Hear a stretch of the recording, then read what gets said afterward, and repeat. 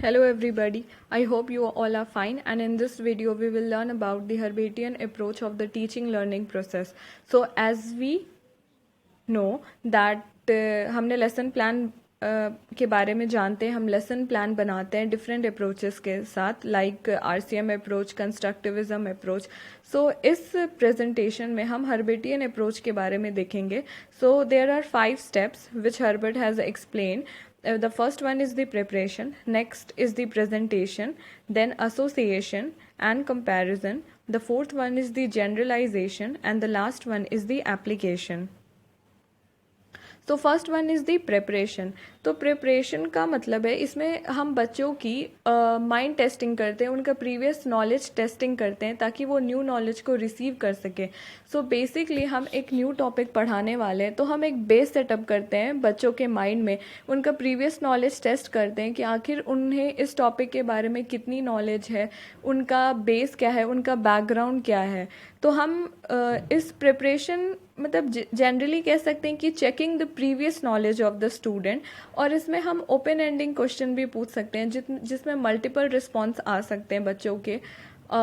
और ये मतलब हम इस कंटेंट कैसा होता है, तो जो हम टॉपिक पढ़ाने वाले तो उससे रिलेटेड हो सकता है, डेली लाइफ से रिलेटेड हो सकता है उनके, या फिर किसी और सब्जेक्ट से हो सकता है, but the topic should be same, मतलब वो को रिलेशन होना चाहिए. और ये बेसिकली बहुत ही शॉर्ट पीरियड के लिए होता है जिसमें हम बच्चों का प्रीवियस नॉलेज टेस्ट करते हैं और अपना जो टॉपिक है वो डिक्लेयर करते हैं, अनाउंस कर देते हैं कि हाँ बच्चों हम ये पढ़ने वाले हैं आज.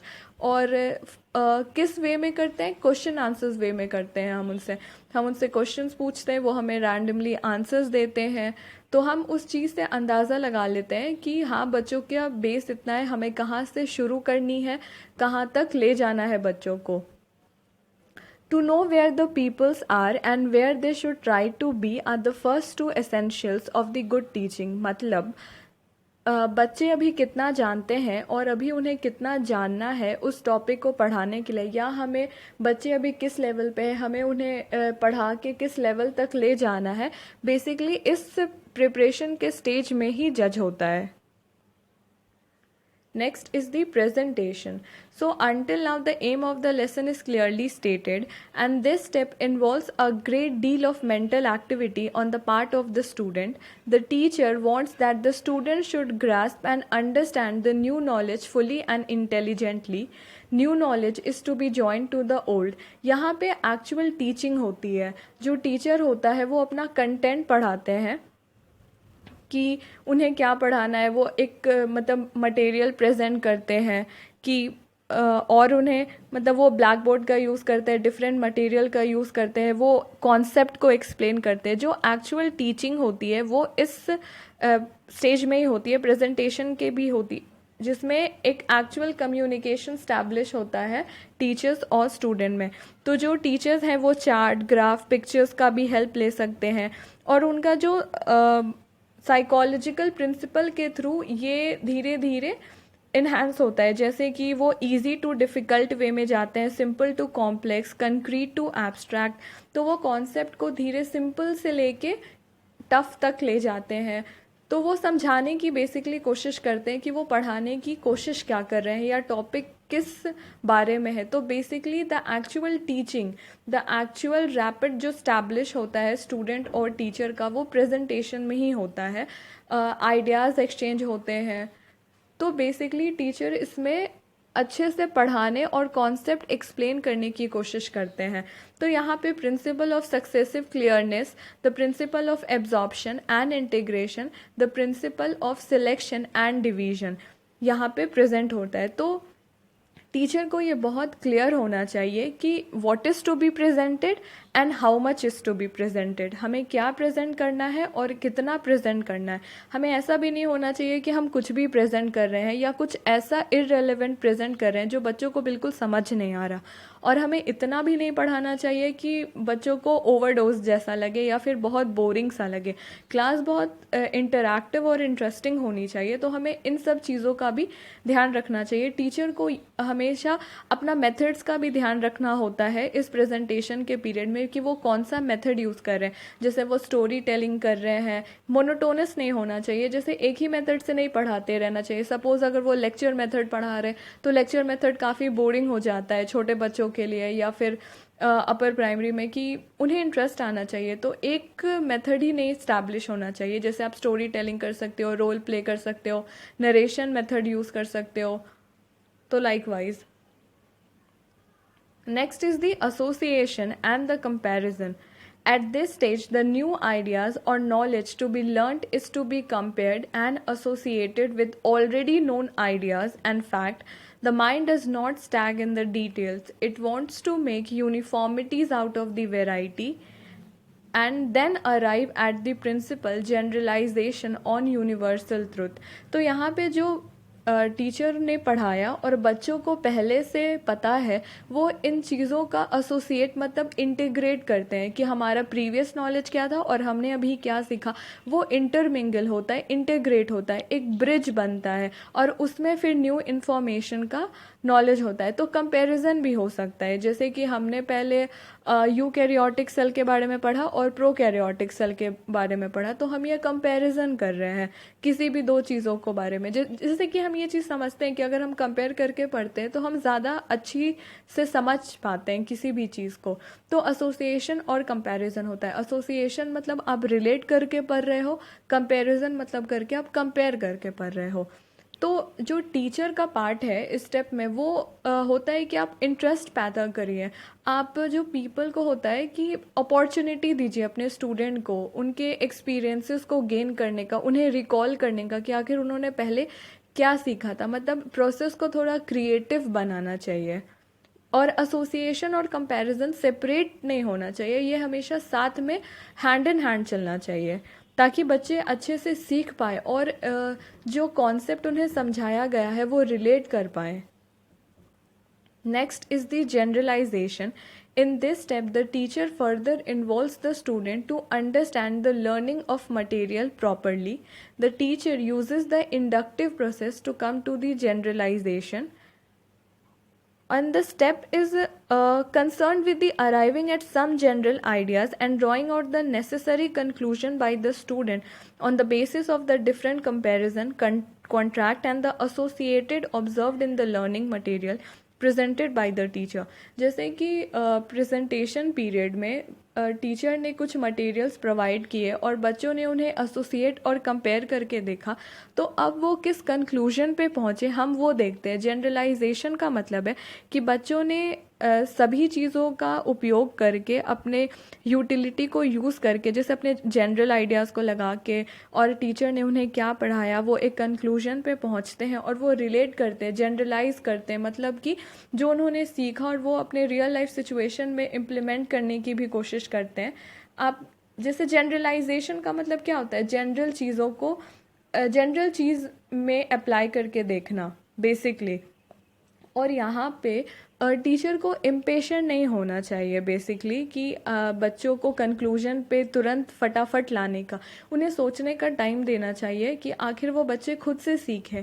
मतलब उन्हें इम्पेशेंट नहीं होना चाहिए, मतलब उन्हें सोचने देना चाहिए बच्चों को खुद से कि उन्हें एसोसिएट और कंपेयर करके उन्हें एक कंक्लूजन पे तो पहुंचना ही है, तो उन्होंने क्या सीखा इसमें बहुत हड़बड़ी नहीं होनी चाहिए। Next is the application. So application में क्या होता है कि mind moves from the particular to general and general back to particular. मतलब उन्हें स्टार्टिंग से इस टॉपिक के बारे में क्या पता था और उन्होंने अभी क्या सीखा, तो ये वाइस वर्सा भी हो सकता है। वो अपने माइंड में एक फ्रेमवर्क होता है, एक क्रोनोलॉजी ऑर्डर करने मतलब स्टैब्लिश करने की कोशिश करते हैं बेसिकली। तो इसमें जो स्टूडेंट होते हैं, हमारे लर्नर होते हैं, वो एक यूनिवर्सल ट्रुथ पे पहुंचते हैं कि अच्छा ये चीज़ ऐसे क्यों हुआ। जैसे कि जैसे प्लांट्स खाना बनाती है वो ऑटोट्रॉप्स है, तो प्लांट ऑटोट्रॉप्स आखिर किस वजह से है वो इस कंक्लूजन पे अप्लाई करते हैं। जैसे कि डिफरेंट सोर्सेज, जैसे हिस्ट्री ही हम पढ़ते हैं तो हिस्ट्री में वॉर क्यों हुआ था, तो अगर उसे अभी अपने डेली लाइफ में अप्लाई किया जाए तो बच्चे ये सब चीज़ें सीखते हैं एप्लीकेशन में। तो in this stage the teacher makes the student to use the understood knowledge in an unfamiliar situation, मतलब कि सिचुएशन बिल्कुल अनफेमिलियर होगी। जैसे कह सकते हैं कि जो भी हमने बुकिश नॉलेज से सीखा वो हमें रियल लाइफ सिचुएशन से इम्प्लीमेंट करना। जैसे हमने देखा कि हमारी प्रेसिडेंट या हमारी पार्लियामेंट कैसे काम करती है, तो टीचर्स ये कर सकते हैं कि वो आप अपने स्कूल में या क्लास में पार्लियामेंट डिबेट करा सकते हैं, वो उन्हें फंडामेंटल राइट्स के बारे में एक्सप्लेन कर सकते हैं रियल लाइफ सिचुएशन की एज अ कॉमन पीपल अभी हमारे पास क्या राइट है, अभी हम अपने कौन से राइट का यूज़ कर सकते हैं। तो हमने एक एब्स्ट्रैक्ट में या फिर बुक में क्या देखा और हमें रियल लाइफ सिचुएशन में उसे कैसे इम्प्लीमेंट करना है वो हम सीखते हैं एप्लीकेशन पीरियड में बेसिकली। तो जैसे कि हमने साइंस में कोई एक्सपेरिमेंट किया तो उसे हम कैसे रियल लाइफ में अप्लाई कर सकते हैं ये भी हम सीखते हैं। जैसे कि हमने NaCl के बारे में सीखा, सोडियम क्लोराइड, तो हमने एक्सपेरिमेंट कर लिया लेबोरेटरी में, तो फिर हमें अप्लाई करने के बाद में ये पता चलता है कि जो रियल लाइफ में हमारे खाने में जो नमक यूज़ होता है वो NaCl ही है। मतलब NaCl का कॉमन नाम क्या है? सॉल्ट। और केमिकल नेम क्या है? तो सोडियम क्लोराइड। तो ये basically application real life situation में या फिर बिल्कुल अनफेमिलियर सिचुएशन जो बिल्कुल भी रिलेटेबल ना हो जो भी हमने पढ़ा है उस चीज़ में अप्लाई कैसे करना है वो चीज़ें सीखती हैं, जैसे सिखाई जाती हैं। जैसे कि हम सोशल स्टडीज़ में पढ़ते हैं कि हमें नेशनल फीलिंग कैसे इनकलकेट करनी है स्टूडेंट में, लीडरशिप क्वालिटी कैसे लानी है, या फिर हमें वैल्यूज़ को कैसे इनकलकेट करना है, हमें एक बेटर सिटीज़न कैसे बनना है, हमें सोसाइटी में कैसे रहना है, अच्छा बिहेवियर कैसे करना है, वैल्यूज़, मोरल। तो हम लोग वो सब रिस्पेक्ट टूवर्ड्स अदर पीपल, तो हम ये रियल लाइफ सिचुएशन में कैसे अप्लाई कर सकते हैं। तो basically application level talks about this. Next is the recapitulation. So this stage is meant for the teachers to know whether the student have grasped by reviewing a lesson or by giving assignment to the student. So basically ये last stage है, तो teachers इसमें जो भी पढ़ाते हैं वो check करते हैं assessment के थ्रू या फिर verbal communication, मतलब वो verbally question answer पूछ सकते हैं ये समझने के लिए, या फिर पूरे lesson को एक just को recall करने के लिए कि उन्होंने कितना सीखा, उन्हें कितना concept समझ में आया, वो कितने हद तक अप्लाई कर पा रहे हैं। उन्हें होम असाइनमेंट देकर उनसे कुछ सवाल पूछ के या उनसे किसी एक्टिविटी में इन्वॉल्व करके टीचर्स ये जानने की कोशिश करते हैं। तो basically recapitulation is overall analysis और assessment of the student. Next, the merit of the Herbert approach of the lesson planning. So it is useful for achieving the cognitive objective of teaching. It employs the synthesis of inductive and deductive method of teaching. Third, it is the simplest approach of teaching. Fourth one, it uses the previous knowledge of the student for imparting of new knowledge. Fifth, it is logical and psychological. It incorporates the principle of learning in a psychological way. It is useful in teaching all the subject. Next is the demerit of the Herbert's approach. It is highly loaded with the cognitive object and ignores the affective and the psychomotor object. जो हमने Bloom taxonomy में पढ़ा कि हमारे 3 domain होते हैं, cognitive, affective and the psychomotor. So Herbert approach होता है टॉक्स अबाउट या ये मोर एम्फेसाइज या ज़्यादा रिलाई करता है कॉग्निटिव ऑब्जेक्ट के बारे में, और इसमें अफेक्टिव और साइकोमोटर पे ध्यान नहीं दिया गया या इस पर एम्फेसिस नहीं किया गया है। Next, it does not consider learning structure in organizing teaching activities. It does not provide opportunity to the student for the self-motivation, initiation and the discussion while teaching.